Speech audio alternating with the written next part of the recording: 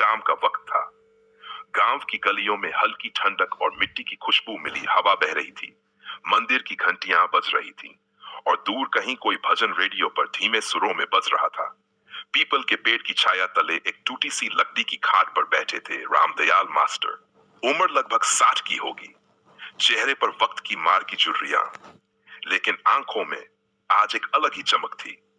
सालों बाद उनके होठों पर ऐसी मुस्कान थी जैसी तब आती है जब कोई जीवन की सबसे बड़ी जिम्मेदारी पूरी होने के करीब महसूस करता है।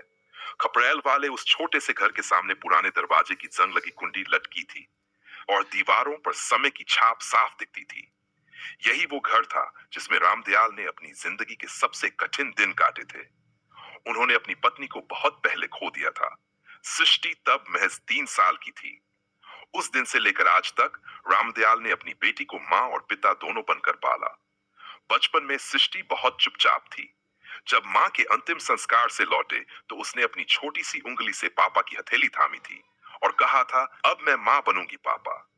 और सचमुच उसी दिन से उसने रसोई में झांकना शुरू कर दिया। पहली बार उसने दाल में नमक बहुत ज्यादा डाल दिया था तो रामदयाल ने हंसते हुए कहा था, अरे ये तो फौजियों वाली दाल बन गई। दोनों खूब हंसे थे। वो हंसी थी जो आंसुओं की दीवार को तोड़कर बाहर आई थी। वो पढ़ाई में भी तेज थी। स्कूल में हमेशा अव्वल आती। रामदयाल मास्टर खुद स्कूल में शिक्षक थे, लेकिन कभी अपनी बेटी को पक्षपात नहीं दिया। जब भी परीक्षा होती, सृष्टि सबसे आगे निकलती, खुद की मेहनत से। गांव के लोग उसे छोटी मास्टरनी कहकर बुलाते थे। जब वो 8वीं में थी तो एक दिन रामदयाल बीमार पड़ गए। सृष्टि ने अकेले जाकर दवाई लाई, खाना बनाया, खिचड़ी में हल्दी और नमक का अंदाजा लगाया और तकिए के नीचे किताबें रखकर पढ़ाई भी की। वो सिलाई कढ़ाई भी जानती थी। पड़ोस की बुआ जी ने उसे बचपन में सिखाया था। साड़ी का पल्लू मोड़ते मोड़ते वो चुपचाप माँ की तस्वीर की ओर देखा करती थी, जैसे पूछती हो, माँ सही कर रही हूं ना? दिवाली पर वो खुद घर सजाती, दीपक सजाकर दरवाजे के दोनों ओर रखती और कहा करती, माँ आई होंगी, देखिए पापा इस बार मैंने रंगोली भी बनाई है। रामदयाल जब भी थक कर घर आते, सृष्टि उनके पांव दबाती और कहती, एक दिन आपकी बेटी आपकी शान बनेगी पापा। और उस दिन पापा की थकावट नहीं, आंखें भीग जाती थीं। समय बीता। सृष्टि कॉलेज तक पहुंची। सरकारी कॉलेज में दाखिला मिला, लेकिन गांव से रोज आना जाना होता था। बस की भीड़, लड़कों की छींटाकशी और गर्मी की तपिश, सब कुछ सहती थी, लेकिन कभी हार नहीं मानी। पापा के लिए एक दिन वो खुद अपने हाथों से स्कूटर ठीक कर लाई, ताकि उनके लिए बोझ न बने। रामदयाल के लिए उसकी ये छोटी छोटी कोशिशें भगवान के आशीर्वाद से कम नहीं थी। आज वही सृष्टि मुस्तिसास की हो चुकी थी, समझदार और इतनी भावुक कि किसी की भी पीड़ा तुरंत समझ ले। गांव में जो भी गरीब या बेसहारा आता, वो सृष्टि से मदद मांगता। कभी किसी बुजुर्ग की दवा लाती, कभी किसी बच्ची को स्कूल की किताबें दे देती। और आज जब उस खाट पर बैठे रामदयाल मास्टर की आंखों में चमक थी, वो यूं ही नहीं थी। उनकी बेटी की शादी तय हो चुकी थी। वो हर पिता की तरह चिंतित तो थे, लेकिन कहीं न कहीं उन्हें भरोसा था, मेरी सृष्टि जहां भी जाएगी उस घर को मंदिर बना देगी। रामदयाल मास्टर की धड़कनें उस दिन कुछ तेज थीं। पहली बार उनकी झुकी हुई निगाहें सामने बैठे उस रौबदार आदमी से सीधी टकरा रही थीं, जो हल्के भूरे रंग का कुर्ता पाजामा पहने, चमड़े की जूतियों में टांग पर टांग चढ़ाए हुए बैठा था। माथे पर हल्की शिकन, चेहरे पर अहंकार की एक पॉलिश चढ़ी हुई थी। उसके साथ बैठा उसका लड़का अर्जुन बहुत पढ़ा लिखा, स्मार्ट और सलीकेदार लग रहा था, लेकिन उसके चेहरे पर भाव जैसे बर्फ से जमे हुए हों। चाय का प्याला जब रामदयाल की कांपती उंगलियों से थमा तो लड़के के पिता ने बिना किसी भूमिका के बात शुरू की। देखिए मास्टर जी, उसकी आवाज भारी और सीधी थी, जैसे तलवार सीने पर रखती हो। हमारे अर्जुन के लिए तो आईएएस की लड़कियां लाइन में हैं, पर्सनल कॉल्स, अफर्स, लेकिन हम दिखावा पसंद नहीं करते। आपकी सादगी, आपकी बेटी की परवरिश सब तारीफ के काबिल है, तभी तो यहां आए हैं। लेकिन एक बात साफ है। वो थोड़ा झुका, फिर आंखों में आंख डालकर बोला, आज के जमाने में कोई रिश्ता बिना दहेज के नहीं होता। ये सिर्फ शादी नहीं है, ये समाज में इज्जत का सवाल होता है मास्टर जी। हम कुछ जबरदस्ती नहीं करेंगे, ना ही आपकी हैसियत से बाहर कुछ कहेंगे। बस इतना चाहेंगे कि हमारे बेटे की शान बनी रहे। कमरे में एक पल को सन्नाटा छा गया। रामदयाल मास्टर की आंखों में जैसे नमी उतर आई हो। उनके सामने बैठा वो आदमी उन्हें इज्जत का पाठ पढ़ा रहा था। एक ऐसा आदमी जो अपने बेटे की पढ़ाई और संस्कारों से ज्यादा उसकी बोली लगवा रहा था।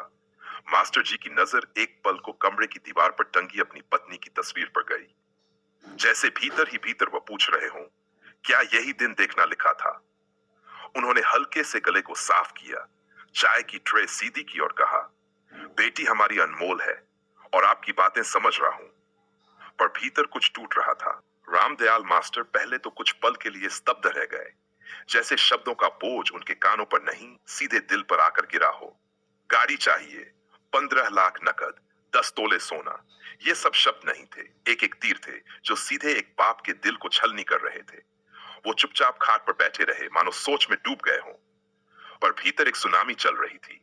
एक पिता का स्वाभिमान, एक शिक्षक की ईमानदारी और एक गरीब का विवश मन, तीनों एक दूसरे से लड़ रहे थे। उन्होंने नजरें नीचे कर ली, लेकिन मन में एक ही सवाल गूंज रहा था, अगर दहेज ही बेटी की शादी की राह में दीवार है तो क्या करूं? क्या मैं उसकी जिंदगी यूं ही चौक पर बैठी हुई देखता रहूं? नहीं, नहीं, मैं ये नहीं सह सकता। मैं सब कुछ कर लूंगा, सब कुछ बेच दूंगा, लेकिन बेटी का घर बसाऊंगा। उस रात उन्होंने छत पर चुपचाप टहलते हुए आसमान की ओर देखा। चांद उनके आंसुओं में धुंधला सा लग रहा था। अगले ही दिन से उनके संघर्ष की यात्रा शुरू हुई। सबसे पहले उन्होंने गांव की अपनी पुश्तैनी जमीन गिरवी रख दी। वो जमीन जहां सृष्टि ने कभी आम के पेड़ के नीचे झूला झूला था। जिस मिट्टी की खुशबू उनके खून में बसी थी, वही मिट्टी अब बैंक की फाइलों में कैद हो गई। फिर वो बैंक की कतार में लगे, पसीने में भीगते हुए तमाम दस्तावेजों के साथ। जहां मैनेजर ने कहा, मास्टर जी, आपकी सैलरी इतनी नहीं कि बड़ा लोन मिल सके, लेकिन आप अगर कोई जमीन गिरवी रख दें। उन्होंने धीरे से जमीन के कागज टेबल पर रख दिए। उनके हाथ कांप रहे थे। रिश्तेदारों के सामने हाथ फैलाना उनके लिए सबसे बड़ा अपमान था, लेकिन सृष्टि की शादी के लिए उन्होंने अपने आत्मसम्मान को भी निगल लिया। कुछ ने मदद की, कुछ ने टाल दिया और कुछ ने तो तंज भी कस दिया। इतनी पढ़ाई करवाई बेटी को, अब देखो कहां फंस गए मास्टर साहब। लेकिन रामदयाल सब सहते रहे। सृष्टि को इन सब की भनक भी नहीं लगने दी। जब भी वो पास आती, वो मुस्कुरा कर कहते, बस कुछ तैयारियां बाकी हैं, तेरी शादी धूमधाम से होगी। शादी हुई और खूब धूमधाम से हुई। गांव की गलियों में बारात की बैंड बाजा बारात गूंज रही थी। लाइटों की जगमगाहट में हर चेहरा रोशन था, लेकिन एक चेहरा था जो रोशनी के बीच भी बुझा हुआ था, रामदयाल मास्टर का। वे सफेद कुर्ते में कांपते हाथों से मेहमानों का स्वागत कर रहे थे, चेहरे पर मुस्कान लगाए हुए, पर आंखों में कोई अनकहा दर्द बार बार उभर आता था। खर्चे इतने हुए कि हर बार कुछ न कुछ गिरवी रखना पड़ा। सृष्टि की शादी के लिए जो गहने बनाए गए थे, वो रामदयाल की पत्नी के पुराने गहनों को पिघलाकर थोड़ा बहुत सोना उधार लेकर बने थे। खाना शानदार था, लेकिन वह किसी रिश्तेदार ने स्पॉन्सर किया था। पंडाल भव्य था, पर लोन पर टिका हुआ। जब बारात दरवाजे पर पहुंची, ढोल नगारों की आवाज से सारा गांव गूंज उठा। सृष्टि को दुल्हन की तरह सजा कर लाया गया। लाल जोड़ा, भारी जेवर, आंखों में लज्जा और मन में अजीब सी घबराहट। पंडित मंत्र पढ़ रहा था, अग्नि जल रही थी और 7 फेरे के हर चक्कर में सृष्टि के पांव भारी होते जा रहे थे, क्योंकि वो जानती थी ये रिश्ता प्रेम या समझदारी का नहीं, लेन देन का सौदा है। उसने शादी की पूरी रस्में बिना कोई सवाल किए निभाई, सिर्फ इसलिए कि उसके पिता के माथे पर शिकन न आए। उसे बस वो चमक याद थी जो पापा की आंखों में तब थी जब उसने अपनी शादी की बात स्वीकारी थी।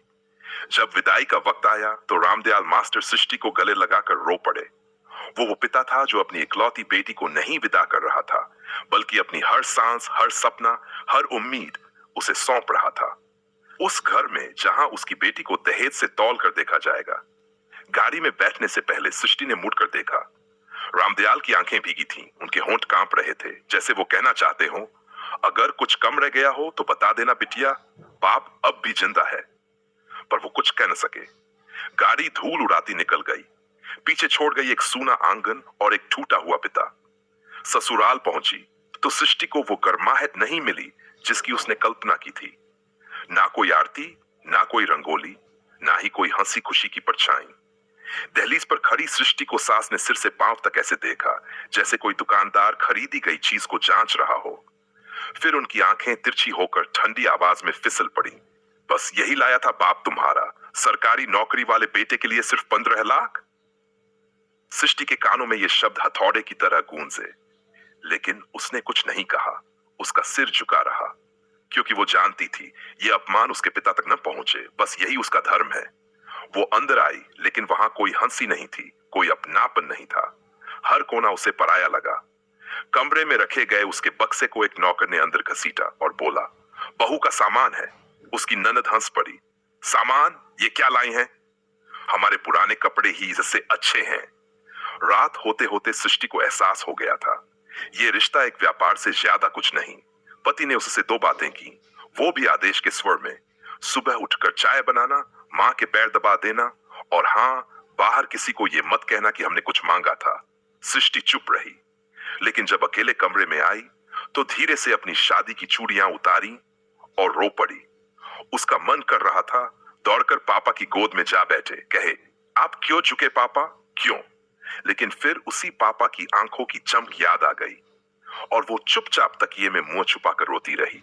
शादी के कुछ ही दिनों बाद सृष्टि की जिंदगी एक सुनहरे सपने से टूटकर काले अंधेरे में बदल गई। वह जो घर उसके सपनों का महल होना चाहिए था, अब एक घुटन भरा बंद कमरा बन गया था, जिसमें न खिड़की थी न रोशनी।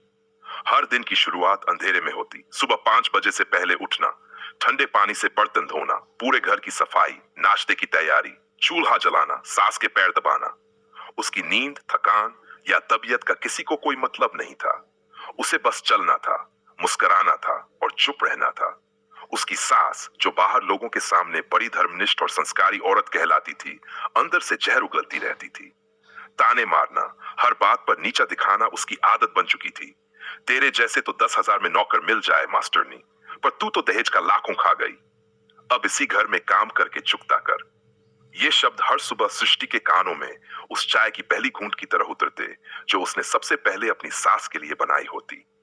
जेठ जेठानी, जिनके पास दुनिया की हर सुविधा थी, उसे हर वक्त ये जताते कि वह इस घर के लायक नहीं। गरीब की बेटी है, तेरी औकात क्या है हमारे बीच खड़े होने की?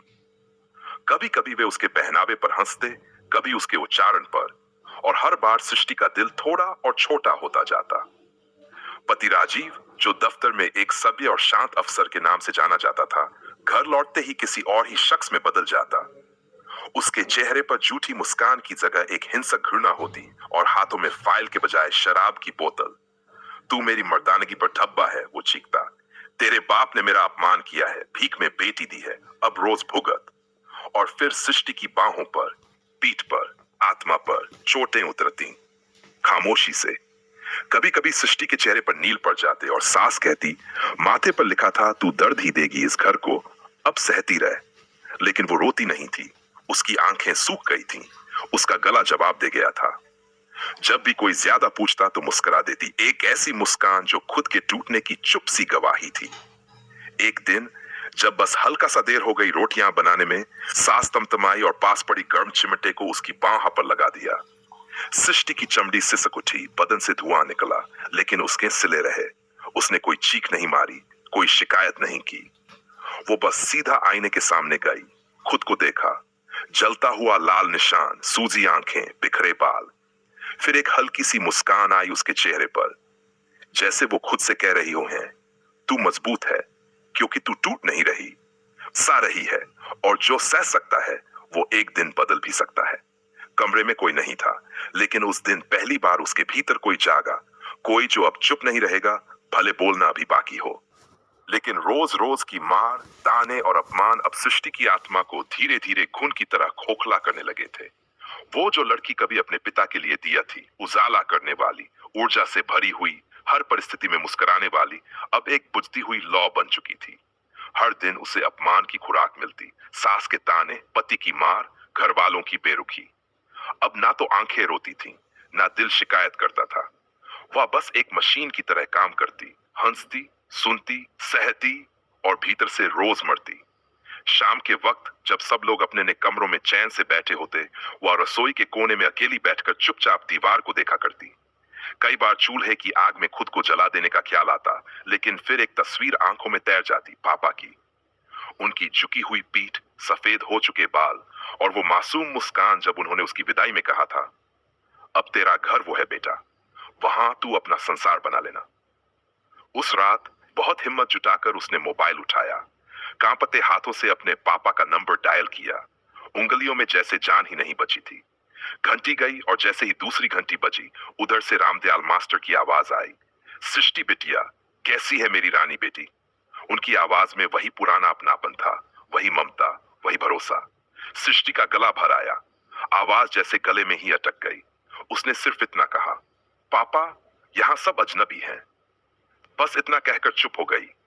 रामदयाल मास्टर थोड़ी देर चुप रहे, फिर बोले, बेटी, नई जगह है, सब ठीक हो जाएगा, लोग बदलते समय लेते हैं।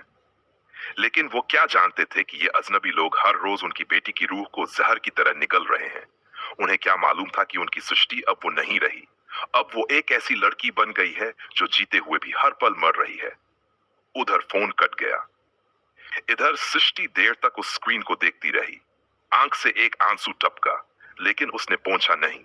वो बस बैठी रही उस एक वाक्य के भार तले, पापा यहाँ सब अजनबी हैं। वो जानती थी पापा अब कुछ नहीं कर सकते। वो खुद भी अब कुछ नहीं करना चाहती थी, क्योंकि अब उसे सिर्फ जीना नहीं था, सहना भी था। सृष्टि अब 3 महीने की गर्भवती थी। एक नई उम्मीद, एक नई सांस उसके भीतर धड़कने लगी थी। वो अकेले में अक्सर अपने पेट पर हाथ रखकर मुस्कुराती, जैसे खुद से बात करती हो, जैसे कह रही हो, तू आएगा तो सब बदल जाएगा, शायद तू मेरी दुनिया में उजाला लाए। लेकिन ये उजाला भी उसके ससुराल वालों को रास नहीं आया। जब ये खबर घर में पहुंची तो किसी ने मिठाई नहीं बांटी, किसी ने आशीर्वाद नहीं दिया। सास ने तुर्श निगाहों से देखा और चिल्लाकर बोली, देख लेना, अगर लड़की हुई ना तो इस घर में उस बच्चे के लिए कोई जगह नहीं। बेटा चाहिए, समझी? ऐसा बेटा जो खानदान का नाम रोशन करे, जायदाद संभाले। बहू, ये कोई लाड़ प्यार का घर नहीं है। सृष्टि का दिल बैठ गया।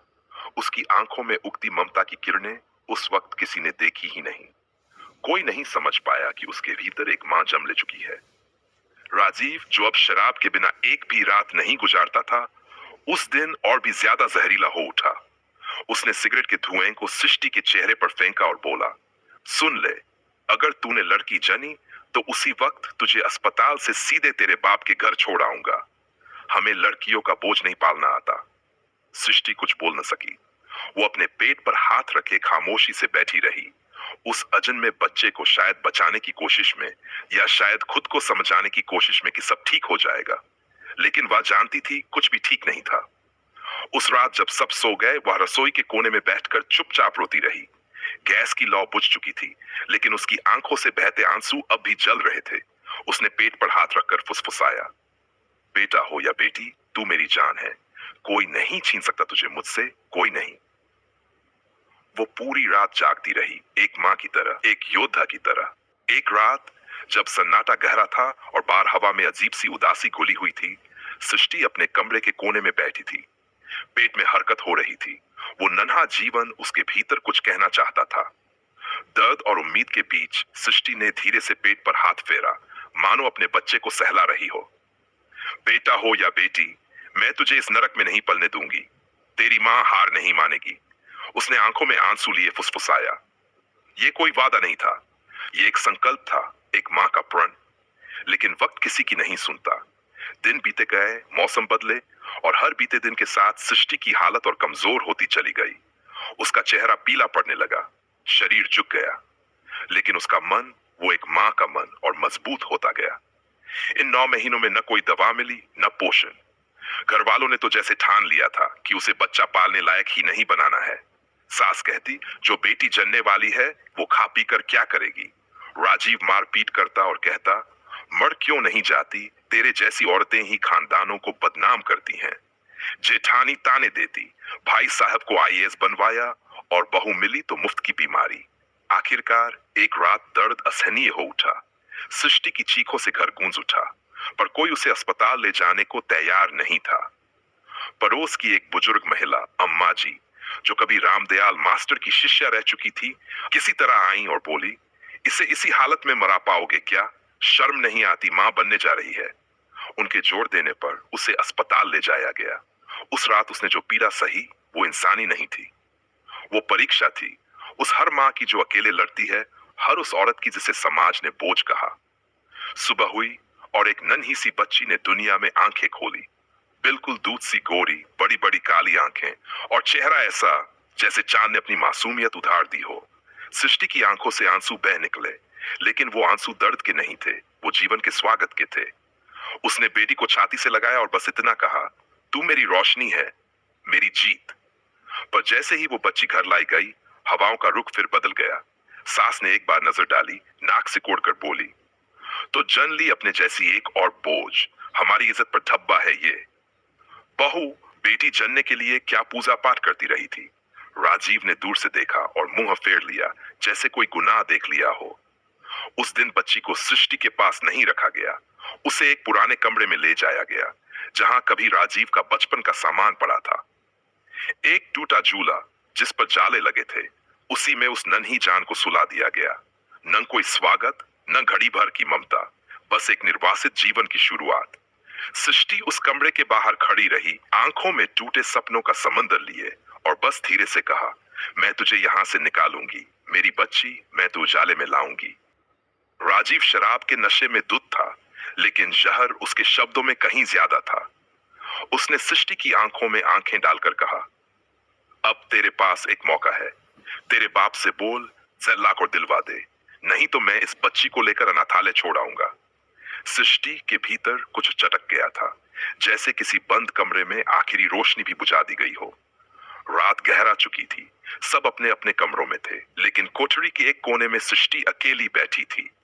एक पुरानी सी अलमारी में रखी डायरी उसने निकाली, वही नीली जिल्द वाली डायरी जिसमें कभी वो कॉलेज के दिनों में कविताएं लिखा करती थी। सपनों से भीगी हुई पंक्तियां, मोहब्बत की नज़में, अपने पापा के लिए लिखी प्रेरणादायक बातें।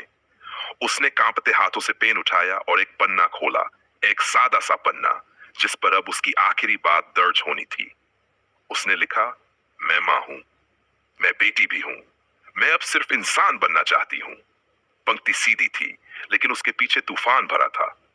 फिर उसने उस डायरी को अपने तकिए के नीचे रखा, बेटी को झूले में धीरे से थपकियां दी और बहुत देर तक उसे निहारती रही, जैसे आंखों में उसकी तस्वीर को हमेशा के लिए कैद कर लेना चाहती हो। मां तुझसे बहुत प्यार करती है, उसने फुसफुसाया। अगली सुबह सब उठे, लेकिन कोठरी का दरवाजा बंद था। दरवाजा खटखटाया गया, कोई जवाब नहीं आया। फिर जोर से धक्का मारा गया और जो दृश्य सामने आया उसने पूरे घर की रूह कंपा दी। पंखे से झूल रही थी सृष्टि की देह, गले में कसकर बंधा हुआ दुपट्टा और चेहरे पर एक अजीब सी शांति, जैसे कोई बहुत लंबी लड़ाई हार कर नहीं बल्कि थक कर रुक गया हो। बगल के झूले में उसकी नन्ही सी बेटी रो रही थी। रो नहीं रही थी, चीख रही थी, जैसे मां को जगा लेना चाहती हो, जैसे उस कमरे की दीवारों को तोड़ देना चाहती हो, जैसे इंसानियत को झकझोर देना चाहती हो। डायरी के उस पन्ने पर आंसुओं के धब्बे थे, लेकिन वो शब्द आज भी चमक रहे थे, मैं मां हूं, मैं बेटी भी हूं, मैं अब सिर्फ इंसान बनना चाहती हूं। सृष्टि की मौत ने जैसे रामदयाल मास्टर की पूरी दुनिया ही उजाड़ दी थी। एक पल में सब कुछ खत्म हो गया था। उसकी हंसती बोलती बिटिया, उसकी मुस्कान, उसका भविष्य, सब कुछ। जब पुलिस आई, उन्होंने अपनी पुरानी लाचारी का लबादा ओढ़ लिया। मामला दर्ज तो हुआ, लेकिन रिपोर्ट में साफ लिखा गया, यह आत्महत्या का केस है। राजीव और उसके परिवार ने रोने की नौटंकी की, आंसू बहाए और खुद को पीड़ित बताया। सृष्टि की लाश को सबूत बना लिया, पर उसके जख्मों की गवाही किसी ने नहीं सुनी। लेकिन रामदयाल मास्टर चुप नहीं रहे। जिस इंसान ने अपनी जिंदगी बच्चों को सच, हिम्मत और न्याय का पाठ पढ़ाते हुए गुजारी थी, वो कैसे हार मान लेता। वो हर रोज कोर्ट जाते, सृष्टि की लिखी चिट्ठियां लेकर, जिसमें उसने अपने साथ हुई ज्यादती, मारपीट, ताने और राजीव की लालच के बारे में लिखा था। हर पन्ना, हर शब्द उसकी चीख बन गया था। उन्होंने मोहल्ले के लोगों से गवाही ली, उस पड़ोसन से भी जो सृष्टि की बाह पर जलने का निशान देखकर रो पड़ी थी, उस दुकानदार से भी जिसने कई बार देखा था कि राजीव शराब खरीदते वक्त गुस्से में बोलता था, उस औरत को आज सीधा कर दूंगा। 3 साल तक मास्टर जी कोर्ट के चक्कर लगाते रहे। उनकी चप्पलें घिस गई, आंखों की रोशनी कम हो गई, लेकिन इरादे पत्थर से भी मजबूत रहे। और अंततः इंसाफ ने देर की, लेकिन अंधा नहीं हुआ। 3 साल बाद कोर्ट ने फैसला सुनाया। राजीव और उसके परिवार पर दहेज हत्या का दोष सिद्ध होता है, उम्र कैद की सजा दी जाती है। फैसला सुनते ही रामदयाल मास्टर की आंखों से आंसू बहने गले, लेकिन इस बार वो आंसू गम के नहीं थे। वो एक बाप की आखिरी जिम्मेदारी निभा लेने की राहत में बहे थे। सृष्टि अब इस दुनिया में नहीं थी, लेकिन उसकी चिट्ठियां, उसकी सहनशीलता और एक बाप की हिम्मत ने समाज को आईना दिखा दिया था। मास्टर रामदयाल अब उस नन्ही सी बच्ची को अपनी गोदी में उठाए हुए थे। उनकी आंखों में एक अजीब सा संकल्प और उम्मीद की चमक थी, जो उन्होंने कभी अपनी बेटी सृष्टि के चेहरे पर देखी थी। वह बच्ची अब उनकी पूरी दुनिया थी, एक नई शुरुआत, एक उम्मीद, एक नया सपना। उन्होंने धीरे से उस बच्ची को गोदी में संभाला, उसे अपनी बाहों में सख्ती से लपेट लिया, जैसे वह उसे कभी भी किसी को नुकसान नहीं पहुंचने देंगे। उनकी आवाज में गहरी भावना थी, जैसे वह अपनी बेटी को नहीं बल्कि खुद को दिलासा दे रहे हों। तू मेरी सृष्टि है, उन्होंने कहा। तू वो बच्ची है जो इस दुनिया के सबसे बड़े अंधेरे में भी उजाला लाएगी। तू वो औरत बनेगी जो कभी भी किसी के सामने सिर नहीं झुकेगी। तू ऐसी लड़ाई लड़ेगी जो दुनिया की सबसे बड़ी काली दीवार, दहेज की दीवार को तोड़ दे। मास्टर जी ने उस छोटी सी बच्ची को गहरी नजरों से देखा, मानो वह बच्ची ही उनके जीवन का मिशन हो। वह जानते थे कि समाज की इस कुरीति को जड़ से उखाड़ने के लिए उन्हें इस बच्ची को न सिर्फ शिक्षा देनी थी, बल्कि उसे एक मजबूत विचार, आत्मसम्मान और संघर्ष की भावना भी देना था। उन्होंने अपने मन में संकल्प लिया कि इस बच्ची को वह वही सिखाएंगे जो उन्होंने अपनी बेटी सृष्टि को सिखाया था। लेकिन इस बार वह गलतियों को दोहराना नहीं चाहते थे।